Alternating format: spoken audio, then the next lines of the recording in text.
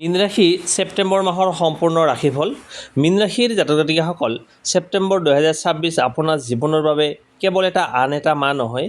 এই মাহত আপোনাৰ জীৱনত এনে কিছুমান ঘটনা ঘটিব পাৰে যিবোৰৰ বাবে আপুনি বহুদিন ধৰি অপেক্ষা কৰি আছিল। এফালে টকা পইচাৰ পথ মুকলি হোৱাৰ সম্ভাৱনা, আনফালে পুৰণি সমস্যা এৰি নতুন সিদ্ধান্ত লোৱাৰ সময়।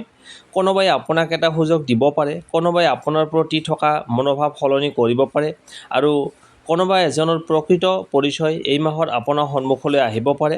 বিশেষকৈ মীন ৰাশিৰ যিসকল লোকৰ জীৱনত যোৱা কেইমাহমান ধৰি বাধা, পলম, মানসিক চিন্তা বা আৰ্থিক প্ৰেছাৰ টকা পইচাৰ সমস্যা চলি আছে, তেওঁলোকৰ বাবে ছেপ্টেম্বৰ মাহটো এটা নতুন অধ্যায়ৰ আৰম্ভণি হ'ব পাৰে।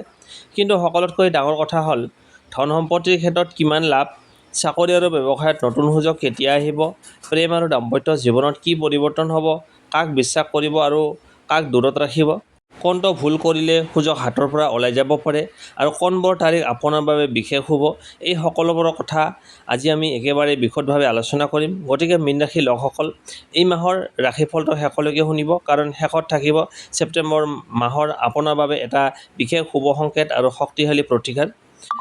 ছেপ্টেম্বৰ মাহটো মীন ৰাশিৰ বাবে পৰিৱৰ্তন, ধৈৰ্য, সিদ্ধান্ত আৰু নতুন সুযোগৰ মাহ হিচাপে দেখা যায়। আপুনি যিবোৰ কাম বহুদিন ধৰি কৰি আহিছে, সেইবোৰৰ ফল লাহে লাহে দেখা দিব পাৰে। মাহটোৰ আৰম্ভণিতে আপোনাৰ মনত কিছু দোধৰ-মোধৰ অৱস্থা থাকিব পাৰে। এই কামটো কৰিম নে নকৰিম, এই মানুহজনক বিশ্বাস কৰিম নে নকৰিম, এই সুযোগটো গ্ৰহণ কৰাটো সঠিক হ'বনে, এনেধৰণৰ প্ৰশ্ন আপোনাৰ মনলৈ আহিব পাৰে। কিন্তু ছেপ্টেম্বৰ মাহৰ মূল শিক্ষা হ'ব, আৱেগত নহয়, চিন্তা কৰি সিদ্ধান্ত লওক। মাহটো আগবাঢ়ি যোৱাৰ লগে লগে বহু কথাই স্পষ্ট হ'ব। যি মানুহজনৰ আচৰণক লৈ আপুনি সন্দেহ কৰিছিল, তেওঁৰ প্ৰকৃত মনোভাৱ বুজি পাব পাৰে, আৰু যিটো কাম অসম্ভৱ যেন লাগিছিল, সেই কামৰ এটা নতুন পথ বিচাৰি পাব পাৰে। এই মাহত আপোনাৰ ইনটিউশ্যন অৰ্থাৎ অন্তৰ্দৃষ্টি শক্তিশালী হ'ব পাৰে, মানে আপুনি যি ভাবিব সেইটো সঁচা হ'ব। সেয়ে কেতিয়াবা আপোনাৰ মনত অহা প্ৰথম সংকেতক সম্পূৰ্ণ উপেক্ষা নকৰিব। ধন সম্পত্তি আৰু আৰ্থিক অৱস্থা। মীন ৰাশিৰ বাবে ছেপ্টেম্বৰ মাহৰ অন্যতম গুৰুত্বপূৰ্ণ বিষয়টো হ'ল অৰ্থনৈতিক পৰিস্থিতি। যিসকলৰ ধন কোনো ঠাইত আবদ্ধ হৈ আছে, পুৰণি পে'মেণ্ট আহিবলৈ বাকী আছে, বা কোনো কামৰ টকা পোৱা নাই, তেওঁলোকৰ বাবে কিছু ভাল খবৰ আহিব। ব্যৱসায়ীসকলে নতুন কাষ্টমাৰ লাভ কৰিব, পুৰণি কাষ্টমাৰ পুনৰ ঘূৰি আহিব পাৰে। কোনো পুৰণি যোগাযোগে নতুন বিজনেছ অপৰচুনিটি আনিব পাৰে। যিসকলে চাকৰি কৰে, তেওঁলোকৰ ক্ষেত্ৰত salary increment, incentive, additional responsibility বা নতুন আৰ্নিং অপৰচুনিটিৰ আলোচনা হ'ব পাৰে। কিন্তু এটা গুৰুত্বপূৰ্ণ সতৰ্কবাণী আছে, ছেপ্টেম্বৰ মাহত মীন ৰাশিয়ে দেখাদেখিভাৱে খৰচ নকৰিব। আপুনি আনক দেখি নিজৰ ফাইনেন্সিয়েল কেপাচিটি বাহিৰত খৰচ কৰিলে মাহটোৰ শেষভাগত প্ৰেছাৰ অনুভৱ কৰিব পাৰে। বিশেষকৈ অপ্ৰয়োজনীয় শ্বপিং, অতিৰিক্ত অনলাইন স্পেণ্ডিং, কাৰোবাক ভাবি চিন্তি নকৰাকৈ ধাৰ দিয়া, সন্দেহজনক ইনভেষ্টমেণ্ট, কাগজ-পত্ৰ নপঢ়াকৈ চহী কৰা, এইবোৰৰ পৰা সাৱধান হওক।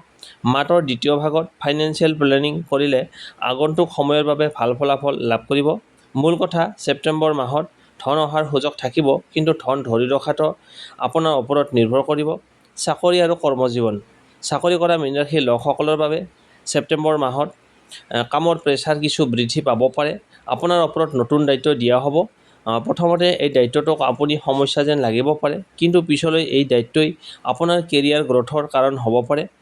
আপোনাৰ কাম কোনো ছিনিয়ৰ নজৰ পৰিব পাৰে। যিসকলে প্ৰমোশ্যন বা বেটাৰ পজিশ্যনৰ অপেক্ষাত আছে, তেওঁলোকে নিজৰ পাৰফৰ্মেঞ্চ দেখুওৱাৰ সুযোগ পাব। কিন্তু অফিচ পলিটিক্সৰ পৰা দূৰত থাকক। সহকৰ্মীৰ ব্যক্তিগত কথাত জড়িত নহ'ব। কোনে কাক কি কৈছে তাৰ ওপৰত অধিক গুৰুত্ব দিয়াতকৈ আপুনি কাম কৰিছে সেইটো গুৰুত্ব দিয়ক। চাকৰি বিচাৰি থকা লোকসকলৰ বাবে, যিসকলে চাকৰি বিচাৰি আছে মীন ৰাশিৰ জাতক জাতিকাই, তেওঁলোকৰ বাবে নতুন এপ্লিকেশ্যন, ইণ্টাৰভিউ, ৰেফাৰেঞ্চ বা কণ্টেক্টৰ জৰিয়তে নতুন সুযোগ আহিব পাৰে। প্ৰথম সুযোগটো আপোনাৰ আশা কৰা ধৰণৰ নহ'বও পাৰে, কিন্তু তাক একেবাৰে নাকচ কৰাৰ আগতে ভালদৰে বিবেচনা কৰক। কেতিয়াবা সৰু সুযোগৰ পৰাই ডাঙৰ কেৰিয়াৰ আৰম্ভ হয়। তাৰপিছত আহিছোঁ ব্যৱসায়। ব্যৱসায়ীসকলৰ বাবে ছেপ্টেম্বৰ মাহটো মধ্যমীয়া কিন্তু সম্ভাৱনাময়। পুৰণি কাষ্টমাৰৰ সৈতে ৰিলেশ্যনশ্বিপ শক্তিশালী কৰিলে লাভ পাব পাৰে। নতুন কাষ্টমাৰ লাভ কৰাৰ সম্ভাৱনা থাকিব। যিসকলে হ'লচেল, ৰিটেইল, অনলাইন বিজনেছ বা ছাৰ্ভিচ বেছড কাম কৰে তেওঁলোকৰ বাবে নতুন যোগাযোগ গুৰুত্বপূৰ্ণ হ'ব। কিন্তু পাৰ্টনাৰশ্বিপ বিজনেছত সাৱধান হওক। কেৱল বন্ধুত্ব বা আত্মীয়তাৰ ওপৰত নিৰ্ভৰ কৰি বিজনেছ ডিচিশ্যন নল'ব। টকাৰ হিচাপ লিখিতভাৱে ৰাখক। প্ৰতিটো পে'মেণ্ট অৰ্ডাৰ আৰু এগ্ৰিমেণ্টৰ ৰেকৰ্ড ৰাখক। ছেপ্টেম্বৰ মাহৰ বিজনেছ মন্ত্ৰ: বিশ্বাস থাকিব কিন্তু হিচাপো থাকিব। প্ৰেমৰ জীৱন: মীন ৰাশিৰ প্ৰেমৰ ক্ষেত্ৰত ছেপ্টেম্বৰ মাহটো আৱেগেৰে ভৰা হ'ব। আপুনি নিজৰ সংগীৰ পৰা অধিক এটেনশ্যন আৰু ইম'চনেল ছাপৰ্ট বিচাৰিব পাৰে। কিন্তু কেতিয়াবা আপুনি বেছি আশা কৰাৰ ফলত সৰু কথাও ডাঙৰ সমস্যা যেন লাগিব পাৰে। সেয়েহে সংগীয়ে মেছেজ দিয়া নাই বা ফোনত ব্যস্ত আছে বুলি লগে লগে বেয়া ধাৰণা নকৰিব। আগতে কথা পাতক। ভুল বুজাবুজিৰ বহু সমস্যা এটা সৎ কথা বতৰাৰ দ্বাৰাই সমাধান হ'ব পাৰে। ছিংগল মীন ৰাশিৰ ব্যক্তিসকলৰ বাবে: যিসকল অবিবাহিত তেওঁলোকৰ জীৱনত নতুন কোনো ব্যক্তিৰ আগমন ঘটিব পাৰে। এই পৰিচয় বন্ধুত্ব, কাম, সামাজিক যোগাযোগ আৰু পুৰণি চিনাকিৰ জৰিয়তে হ'ব পাৰে। কিন্তু নতুন সম্পৰ্কৰ তৎক্ষণাত সকলো বিশ্বাস কৰি পেলাব নালাগে। সময় দিয়ক, মানুহজনৰ আচৰণ লক্ষ্য কৰক। তাৰপিছত আহিছোঁ দাম্পত্য জীৱন। বিবাহিত মীন ৰাশিৰ লোকসকলৰ বাবে ছেপ্টেম্বৰ মাহত দাম্পত্য জীৱনত কেতিয়াবা সৰু ভুল বুজাবুজি দেখা দিব পাৰে। মূল কাৰণ হ'ব পাৰে টকা-পইচা, ঘৰুৱা দায়িত্ব, পৰিয়ালৰ বিষয়, সময়ৰ অভাৱ। কিন্তু এইবোৰ স্থায়ী সমস্যা নহয়। স্বামী-স্ত্ৰীয়ে পৰস্পৰৰ কথা শুনিলে পৰিস্থিতি সোনকালেই ভাল হ'ব। মাহটোৰ দ্বিতীয় ভাগত একেলগে কোনো ভ্ৰমণ, ফেমিলি ইভেণ্ট বা বিশেষ সময় কটোৱাৰ সুযোগ থাকিলে সম্পৰ্ক অধিক মধুৰ হ'ব পাৰে। তাৰপিছত আহিছোঁ পৰিয়াল ফেমিলি। পৰিয়ালৰ ক্ষেত্ৰত আপোনাৰ দায়িত্ব বৃদ্ধি পাব পাৰে। ঘৰৰ কোনো সদস্যই আপোনাৰ সহায় বিচাৰিব পাৰে। আপুনি পৰিয়ালৰ বাবে এটা গুৰুত্বপূৰ্ণ সিদ্ধান্ত ল'বলগীয়া হ'ব পাৰে। বয়োজ্যেষ্ঠ ব্যক্তিৰ পৰামৰ্শ এই মাহত আপোনাৰ বাবে উপকাৰী যেন লাগিব। কিন্তু পৰিয়ালৰ মাজত আন এটা কথা শুনি তৎক্ষণাত সিদ্ধান্ত নল'ব। যদি কোনো ভুল বুজাবুজি হয় তেন্তে দুয়োপক্ষৰ কথা শুনি সিদ্ধান্ত লওক। তাৰপিছত আহিছোঁ শিক্ষা আৰু ছাত্ৰ-ছাত্ৰীৰ ভাগ্য। মীন ৰাশিৰ ছাত্ৰ-ছাত্ৰীৰ বাবে ছেপ্টেম্বৰ মাহটো ডিচিপ্লিনেই ছাকচেছ আনিব। মনত বহুতো চিন্তা থাকিলে পঢ়াত মনোযোগ কমিব পাৰে। সেয়ে মোবাইল আৰু ছ'চিয়েল মিডিয়াৰ ব্যৱহাৰত নিয়ন্ত্ৰণ কৰক। যিসকলে কম্পিটিটিভ এক্সাম আৰু উচ্চ শিক্ষাৰ প্ৰস্তুতি লৈ আছে তেওঁলোকৰ বাবে এই মাহটো প্লেনিং আৰু ৰিভাইজনৰ বাবে ভাল। পুৰণি টপিক ৰিভাইজ কৰক। নিজৰ দুৰ্বল বিষয়বোৰ চিনাক্ত কৰক। একে সময়তে বহু বিষয় হাত নিদি এটা নিৰ্ধাৰণ কৰক। স্বাস্থ্যৰ ক্ষেত্ৰত ছেপ্টেম্বৰ মাহটো ৰুটিনৰ ওপৰত গুৰুত্ব দিয়াটো প্ৰয়োজনীয়। অনিয়মিত টোপনি, অতিৰিক্ত মানসিক প্ৰেছাৰ আৰু অনিয়মীয়া খাদ্যৰ অভ্যাসে আপোনাক ভাগৰুৱা অনুভৱ কৰাব পাৰে। নিজৰ দৈনন্দিন জীৱনত সময়মতে আহাৰ খোৱা, পৰ্যাপ্ত পৰিমাণে পানী, ভাল টোপনি, দৈনিক অলপ খোজ কঢ়া, মানসিক বিশ্ৰাম এইবোৰ বজাই ৰাখক। কোনো বাস্তৱ স্বাস্থ্য সমস্যা থাকিলে চিকিৎসকৰ পৰামৰ্শ লোৱাটো সঠিক পথ। তাৰপিছত আহিছোঁ ভাগ্য। ছেপ্টেম্বৰ মাহত মীন ৰাশিৰ ভাগ্য লাহে লাহে শক্তিশালী হোৱাৰ সম্ভাৱনা আছে। বিশেষকৈ যেতিয়া আপুনি নিজৰ পুৰণি ভুলৰ পৰা শিক্ষা লৈ আগবাঢ়িব তেতিয়া সুযোগ অধিক স্পষ্ট হ'ব।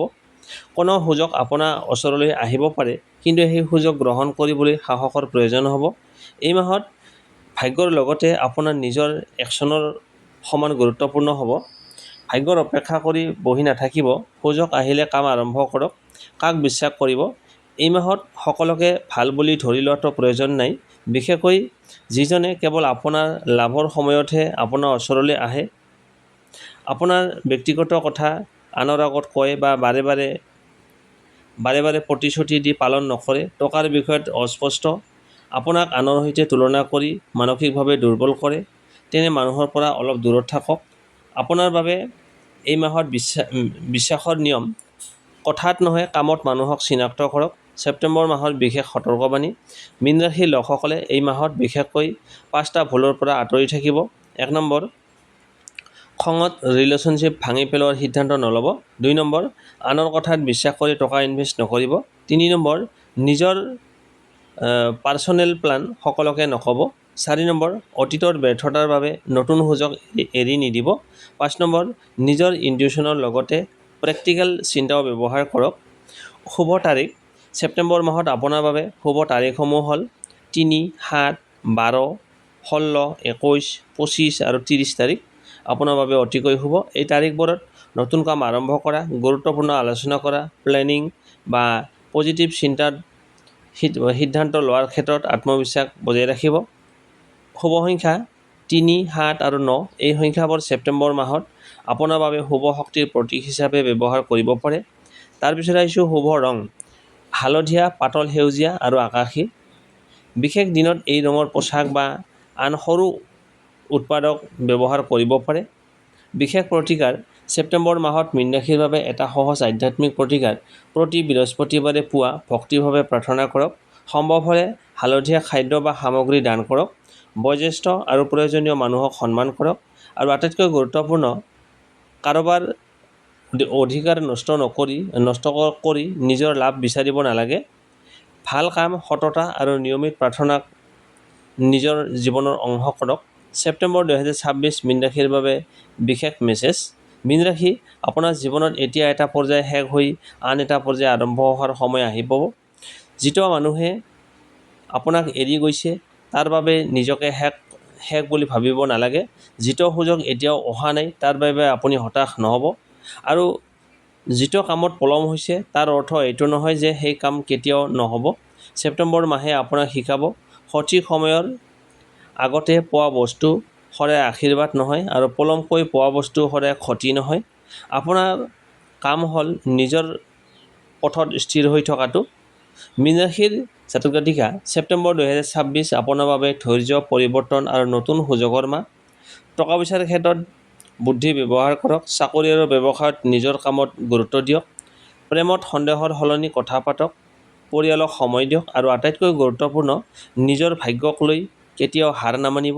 কাৰণ কেতিয়াবা জীৱনত ডাঙৰ পৰিৱৰ্তন অহাৰ ঠিক আগতেই সকলোবোৰ অলপ লেহেমীয়া হৈ যায়।